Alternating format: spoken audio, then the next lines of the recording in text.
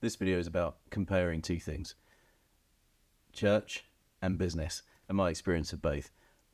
I started out going straight from school into a gap year with Soul Survivor, to waiting around for a call that never came, to then doing a degree that was applied. I was based in my home church.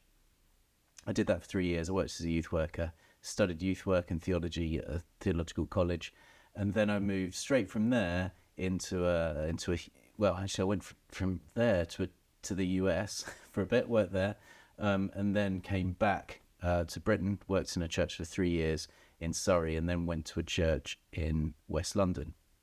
It was an HTB plant, and this is where the story sort of starts. I actually speak about this in the therapy session that Dougie gave me, so that's probably why it's in my head. But I remember in the church in Cheam, and prior to that as well, I'd always been listened to. I'd always thought, if I've got an idea, I'll suggest it to people and think, maybe we could do this. And sometimes the idea wasn't great, and we spoke about why it wasn't good. But, a lot of the time, or some of the time, things worked and ideas were applied, and it was really satisfying. I could think of trying to apply something in a different way, and it was great. It was supported. I remember the last church I worked in West London. I thought, well, I'll take this same enthusiasm into this environment. And I remember I'd probably been there a month or two, and there was a big staff meeting, and we were all kind of asked whether we had anything else to add to the meeting. And I remember saying, yeah, I've got this idea. And I sort of suggested it. I felt like no one's really listening. Certainly no one's looking enthusiastic as I was feeling. And I was told by the vicar there, Sam, before you make suggestions, you need to gain weight. And I remember being cut in two by that. And I alluded to that, or suggested it in the other video, but it really got to me. And from there, bam, I lost my enthusiasm. I lost my optimism. I lost my sense of calling in that environment. And from there, I just lost all my energy. It was like they pulled the batteries out, and I was kind of stuck mid-motion. And I remember from there, I stopped working in churches. But I think it pretty much came from that point. Now, I think I confused, because I came from out of school and did all those things. I think I was confused that church was an extension, working in a church. And this is kind of specifically about you. If you work in a church, you've worked in a church, or you volunteer a lot in one.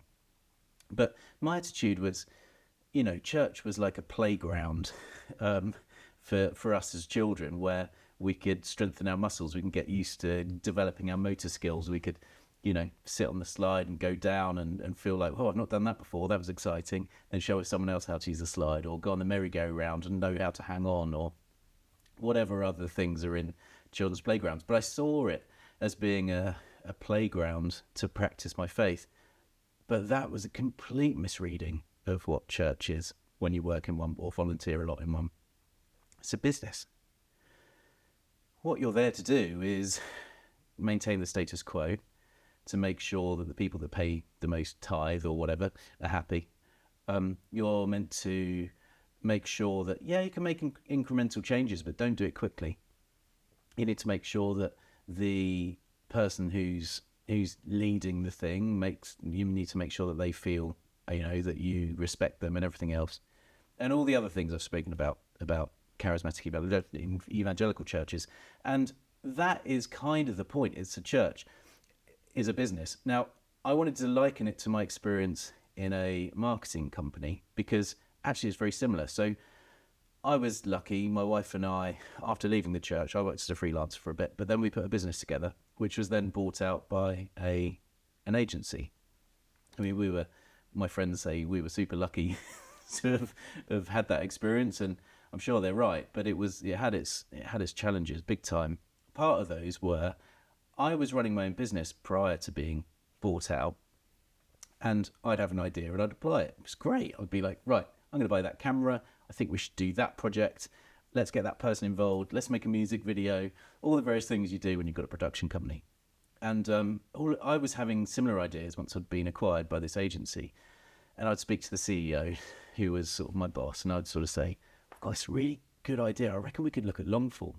I think there's real space for it. This is about 10, 15 years ago. There's real space for long form within, corporate or brand films. I think we should probably look at it. He'd say to me, Sam, it's not what we do. It's not what we're about. And he had a very clear idea of what he was wanting to do. Essentially, sell the business and make a shit ton of cash, which business is about. But if you think, I used to have all those meetings, and I was always sort of appeased but not listened to. I started to lose my enthusiasm in the agency because I wasn't listened to. Now, I think those two examples are really good examples that probably most of us experience and have experienced. And yet it's so counter to what I think church should be about. My expectation of that enthusiasm being met with interest or support is actually, I think, quite a godly Christian attitude. We should be encouraging each other like that. We should be encouraging each other to think how to be more Christ-like in our context, or we should be encouraging each other to thrive and flourish as people. That's kind of the point. Church has never really done that. Now, of course, it did it when I was a kid, when I was learning, and it was my home church. They were lovely. They knew me, they respected me, and most of all, they had patience for me, and they weren't paying me much. They put a lot of time into me, but they weren't paying me much. As soon as you get paid, as soon as you've got a position as such rather than an assistant, you need to toe the party line. And when I was, head of department in an agency, it wasn't my place. If the playground wasn't open, I was there to do a job. I was there to make sure that the P&L was always in the positive. The thing is, the church shouldn't be like that. We shouldn't be thinking about the P&L. We shouldn't be thinking about the growing numbers that are filling seats. We shouldn't be thinking about how good quality the music is, or whether the guy that gives the most tithe is happy this week and gets the right seat. All of those things which are just, we kind of laugh at or we've normalised, that shouldn't be what church is. Church shouldn't be a business. The Church of England shouldn't be talking about having billions. And who is it that makes the decision about those things? The Church of England shouldn't be a place where safeguarding is kept inside but we're the church. No, it should be respectful of the individual who's been mistreated. Again, likening across, I was working for a company recently, and there was a group of people on the client side, and really got on with all of them. But I was told very, very subtly, could you make sure that this individual isn't in the video? We're not going to include that person. Now, that person was great. Really liked them. They've clearly got their family, their friends, they've got their history, their skills. And yet in that environment, they just disappeared. It was really unclear. And how much is that happening in the church as well? Someone causes some friction, or they're just not a good fit, and then they disappear. No one asks any questions. They just think, right, that didn't work. Now in business, again, I wish it didn't happen in business, but it certainly shouldn't happen in the church.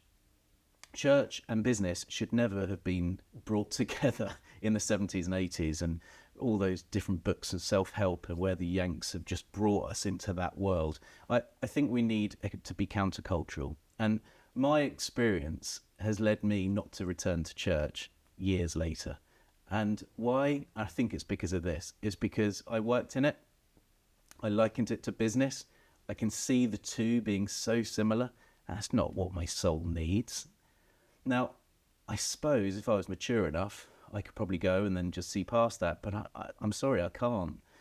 I think church needs to move on. And I think we're at such a nasty stage within capitalism and within business that church mirroring that is not good news now, or at least sharing the good news effectively. And we're seeing that across the media. We're seeing it all over the place. Church of England Church Times was talking about how Generation Z on finding church appealing. Yeah, no shit, Sherlock. And the reason, I think, is because it's not countercultural. It's not fulfilling the need that we need, the need that we have. So this is a bit of a rant. I've been trying to think, how do I make videos like this relevant and continually talking about things that feel fresh? I'm not necessarily feeling that, so hence me talking to other people. But this one, I'm kind of exploring. I want to understand what church is now and what it can be. What it can't be is business. I'd love to hear what you think, if you agree with me. If you think this was just a bit of a rant that was unnecessary, I'm sorry. But those two experiences for me show and demonstrate both the similarity and how unsavory it is for the church.